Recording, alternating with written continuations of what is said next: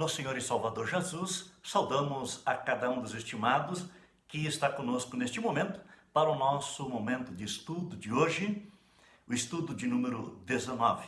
Hoje, sob o tema A obediência a Deus é o melhor caminho. Que Deus, Pai, Filho e Espírito Santo nos abençoe neste momento e sempre, em especial agora, então, em nosso momento de reflexão. E hoje nós tomamos como base, inicialmente, o texto de Gênesis, capítulo 6, versículos 14 a 16, onde lemos: Você, porém, fará uma arca de madeira de cipreste, divida-a em compartimentos e revista-a de piche por dentro e por fora. Faça com 135 metros de comprimento, 22 metros e meio de largura e 13 metros e meio de altura. Faça-lhe um teto com um vão de 45 centímetros entre o teto e o corpo da arca. Coloque uma porta lateral na arca e faça um andar superior, um médio e um inferior. Que Deus abençoe o nosso meditar de hoje. Ao longo de todo o capítulo 6 de Gênesis, Deus dá instruções específicas a Noé para ele construir a arca como ele a deveria construir. Pode parecer algo simples, mas essa passagem nos revela algo incrível, que se confirma, por exemplo, no versículo 22. Noé fez tudo exatamente como Deus lhe tinha ordenado. Obediência. Nós estamos aí na Semana da Pátria. O que isto diz respeito a nós como cidadãos? Como nós temos nos portado diante das autoridades, pais, no Estado, na igreja, diante do próprio Deus? A obediência a Deus é o melhor caminho. Noé. Estamos falando de alguém que trabalhou num tempo bem antigo. Alguém que recebeu ordens específicas e deveria cumpri-las. E ele, trabalhando nesse tempo extremamente primitivo em relação a ferramentas, materiais e conhecimento técnico, certamente construiu a arca e deu muito trabalho a Noé, com certeza. E trabalho pesado também. Só de pensar em como ele deve ter feito para medir tudo exatamente de acordo com as ordens e as instruções de Deus. Ficamos fascinados, não é mesmo? Em perceber o quanto ele era um servo fiel e obediente que fez tudo como Deus lhe tinha ordenado. E tudo isso sem falar nas pessoas que zombavam de Noé. Chamando-o de louco, ele estava construindo uma arca num local onde nem rio tinha por perto. O que também não deve ter sido fácil para ele, nem para sua família. Às vezes, Deus nos diz coisas específicas, coordenadas e precisas, claras. Mostra-nos caminhos claros a seguir e mesmo assim não fazemos o que Deus nos pede. Queremos ter tanta fé quanto Noé, a quem a palavra descreve como um homem que andava com Deus, mas não conseguimos obedecer nem ouvir os preceitos ou os mandamentos, os ensinamentos de Deus. Provavelmente porque estamos ainda demais apegados à nossa própria vontade, às filosofias humanas, aos modismos modernos. E quando estivermos desmotivados em seguir, em ouvir, em obedecer o que Deus está nos dizendo, lembremos-nos de Noé. Era muito mais fácil para ele, mais cômodo para ele, não fazer nada daquilo. Mas ele agiu pela fé.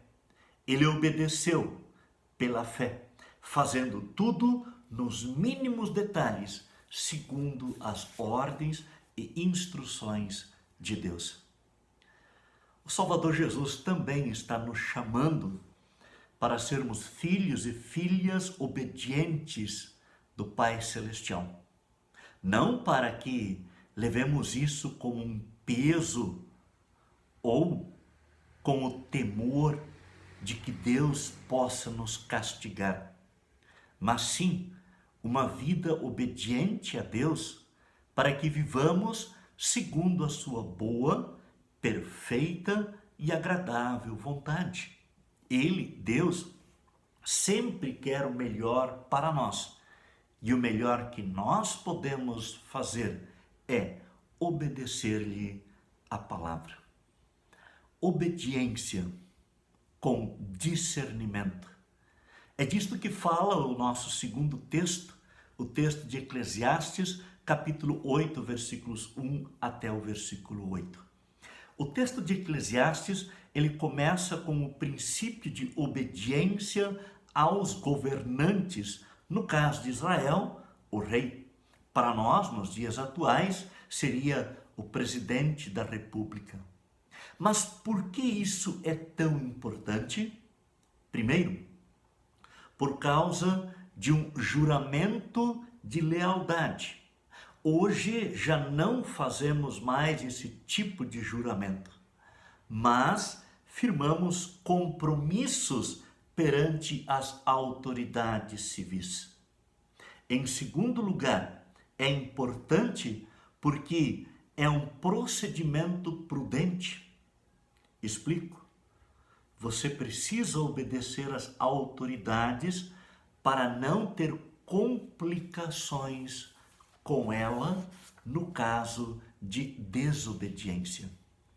E em Romanos 13, versículo 5, o apóstolo Paulo escreve assim, orientando-nos: é necessário que lhe estejais sujeitos, não somente por causa do temor da punição, mas também por dever de consciência, não por medo, mas por aquilo que a sua própria consciência lhe ensina e mostra. É isto, dever de consciência. Como cristãos, podemos então de consciência tranquila agir em nossa conduta como cidadãos, sempre de acordo com a vontade de Deus e os seus mandamentos. Em termos gerais, quando alguém, ou a gente mesmo, é submisso ao rei, a autoridade civil, não entra em atrito com a autoridade. Da mesma forma, se respeitarmos as leis de nosso país, não teremos problemas com a justiça civil, por exemplo. E sobre isto, há uma afirmação muito interessante no texto de Eclesiastes, capítulo 8, e que deve nos chamar a atenção sempre de novo. É o versículo 5. Quem guarda o mandamento não experimenta nenhum mal, e o coração do sábio conhece o tempo e o modo certo de agir. Eu repito. O coração do sábio conhece o tempo e o modo certo de agir. Este é o princípio que devemos aprender a aplicar em toda a nossa vida, tanto no relacionamento com Deus, na nossa adoração, no relacionamento com as pessoas, na comunhão fraternal e no relacionamento com as autoridades, no nosso serviço civil ou serviço cristão. e lembrar que melhor do que obedecer às ordens do rei é obedecer aos mandamentos de Deus. E quem faz isso, ele se distancia do mal. Somente por meio dessa proximidade com Deus é que poderemos adquirir sabedoria necessária e conhecer o tempo e o modo certo de agir para o bem nosso e das outras pessoas igualmente. Por outro lado, é o distanciamento de Deus e de sua palavra que tem tornado cada vez mais difícil o discernimento. Discernir no sentido de conhecer e separar o tempo e o modo de cada atitude nossa no dia a dia. É bem comum encontrar pessoas que não sabem esperar o momento certo, sempre agindo antecipadamente e precipitadamente. E sabemos que ações precipitadas geralmente se tornam ações desastradas. O ditado popular diz: o apressado come cru. Outras pessoas até agem no tempo certo, mas de maneira errada ou equivocada. Estão certas sobre o que fazer, mas infelizmente não estão preparadas para agir de maneira acertada. Eclesiastes capítulo 3, versículo 1, também nos ensina. Lemos: tudo tem o seu tempo determinado e há tempo para todo propósito debaixo dos céus. Neste versículo, Deus nos lembra que é Ele quem determina o tempo e o modo para nós agirmos.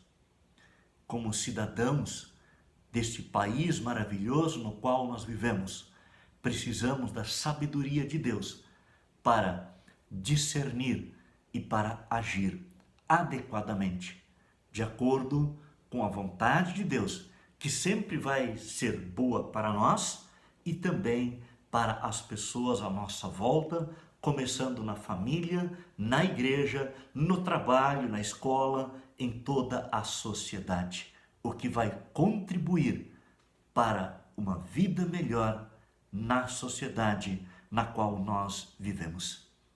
E quando nós obedecemos ao que Deus determina para nós em sua palavra, respeitando o tempo de Deus, saberemos como agir. E então, a chance de tudo dar certo para mim será muito maior. Ou, nas palavras do salmista, o que a mim me concerne, o Senhor levará a bom termo. Salmo 138, versículo 8. O que a mim me concerne, aquilo que é para mim, Deus vai conduzir para que aconteça da forma como Ele tem planejado. E muitas vezes ouvimos pessoas dizendo: tudo dá errado para mim, não sei por quê. Provavelmente por causa disto. Estamos distantes da vontade de Deus. Então, é claro, tudo vai dar errado. E aqui lembramos de um outro adágio popular. O que é do homem, o bicho não come. E o que é de Deus, o homem não come. Tudo tem seu tempo determinado. E é Deus quem determina para ser bom e dar certo para você, para mim, para todas as pessoas à nossa volta. E Deus o faz para nós. Tudo Ele faz para nós e por nós. E Ele o fez e faz em Jesus, e através de Jesus, Ele fez o maior. Perdoou os nossos pecados, dando um sentido maior e melhor para o nosso viver. Se ainda tínhamos alguma dúvida quanto à obediência a Deus e a sua palavra e os benefícios disto para a nossa vida, pensemos bem e atendamos aos mandamentos de Deus. Que Deus nos dê o discernimento necessário para tomar decisões na hora certa, agindo da maneira correta em cada situação. Mais do que ansiedade, tenhamos sempre maturidade. Repito, mais do que ansiedade, tenhamos sempre maturidade nas nossas palavras, nas nossas atitudes, no nosso ser, no agir em casa, na igreja e também na sociedade. Que saibamos separar cada coisa em seu tempo para desfrutar da melhor maneira possível aquilo que recebemos de nosso bondoso Deus e Pai Celestial. O tempo e o modo de Deus são infinitamente melhores do que os nossos. Como filhos de Deus e cidadãos de nossa pátria amada, sejamos sábios, obedecendo a Deus e às autoridades civis que estão sobre nós, constituídas por Deus para o nosso bem. Que Deus nos abençoe e até a próxima semana.